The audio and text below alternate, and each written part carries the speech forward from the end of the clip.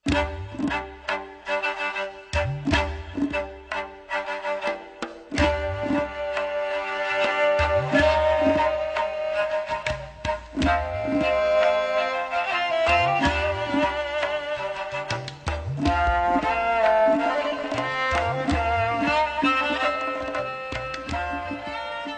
شێروانە لەسەر گردێ دروست کراوە. ئەو گردەوەکو باس ئەکرێ ئەڵەن گردێکی سروشتیە و تورەکە ڕێژە و کۆمەڵێ بۆ چوون هەیە لەسەری، بەڵام خۆی بیتە سەر واقع و علمی ئەم گردە گردێکی ئەستیناعیە، یعنی لە ڕێی تەعاقوبی تەبەقیەوە دروست کراوە، دروست بووە.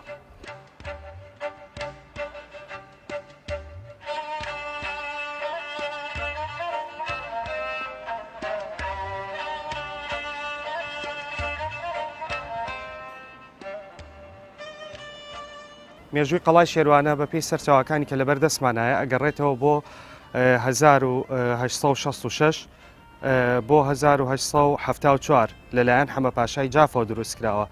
بە حکمەوەی کە حەمە پاشای جاف سەرۆکۆزی جافەکان بوو، دەسەڵاتی هەبوو لە کرمانشان و سنەوە هەتا سەعدیە، ئەم شوێنەی هەڵبژاردووەک و شوێنێکی ستراتیجی و کە لە ناوچەکە مسەیترە بە هەموو لایەکەوە بۆ نیشتەجێبوونی خۆی و خانەوادەکەی و بۆ ئیداری منطقەکە، چکە نفوزی زۆر بووە.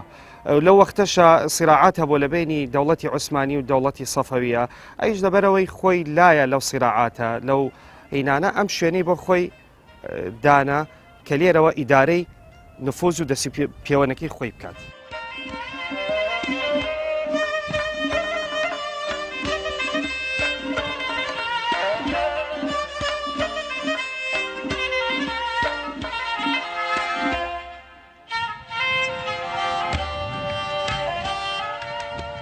ناوچەی گەرمانێکی لە ناوچەکانی کوردستان کە دەوڵەمەندە بە شوێنەوار، زیاتر لە 600 ناوچە شوێنەواریمان لە ناوچەی گەرمانە هەیە کە تۆمار کراون لەسەر نەخشە و هەندێکی زۆریشی ماوە تا ئێستا نەمانتوانیوە تۆماری بکەین.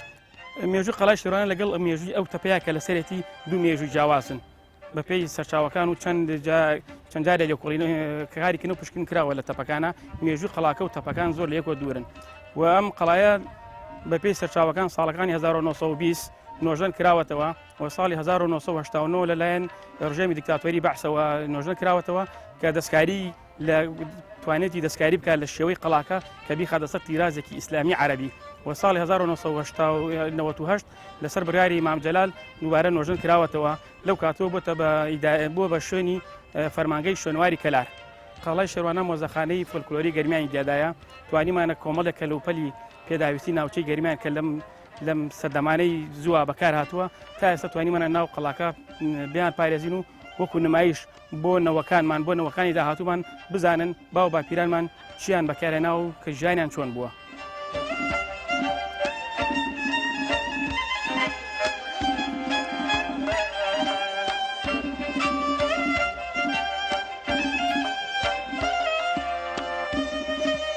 وەک شوێنێکی گەشتیاری هاتوین بۆ سەردانی ئێرە و شوێنێکی مێژوویە بۆ یەکەم جار هاتوین بۆ سەردانکردنی و کۆکردنەوەی زانیاری.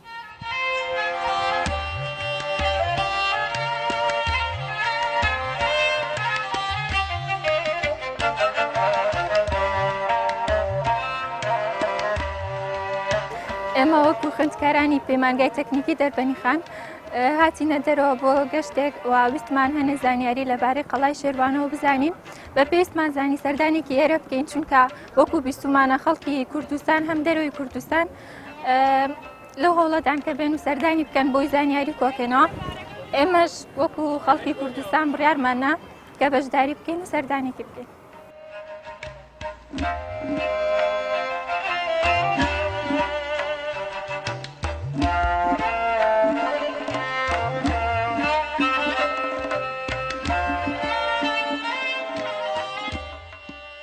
نەیشێ ئەحمەی شاکەلە شاعری ناوداری گەرمیانە کە پاشا وەنراوەیەکی بەسەر قەڵای شێروانەدا وتووە.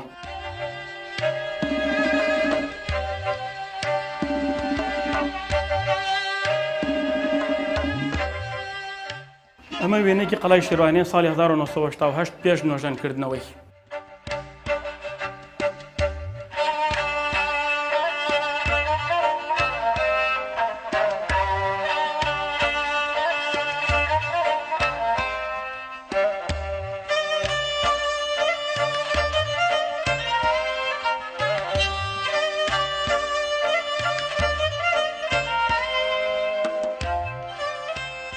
ئەمەش ئەو پێشدانەیە کە سەرەکەین بۆ نهۆمی دۆمی قەڵای شێوانە مەچەند پێژێک هەرچە لە ئەم بینە ئەم قەڵایە کە نۆژن کراوە ساڵی 1970 زۆر پڕکراوەتەوە بۆیە ئێستا ئەبینی ئاستی لێدانی پێیژەکان و دەرگاکان زۆر نزمە.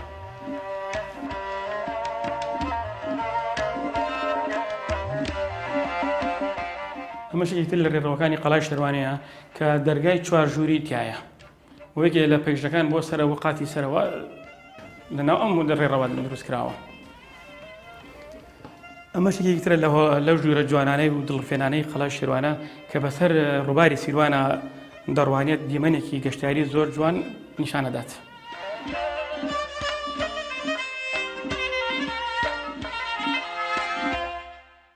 لە ژوورگانی قەڵات چەند ئاگردانێک هەیە بۆ خۆگەورەکردنەوە و لێنانی چێشت و لەم ئاگردانانە کونان بۆ سەرەوە کە بەمبەستی ڕۆیشتنی دووکەڵ و پیسایەکان لە ناو قەڵاکان ئەمێنێت.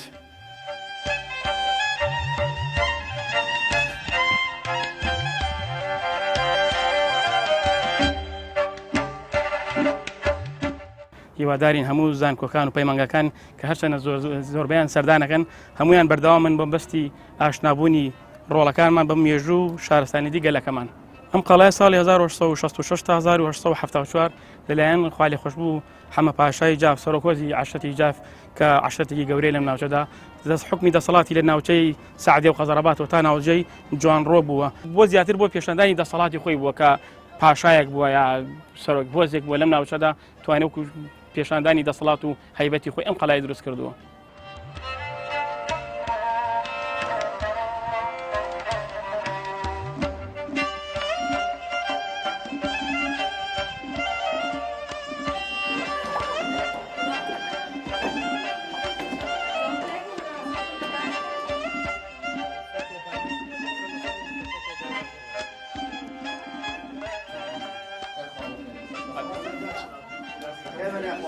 تساوى نوم.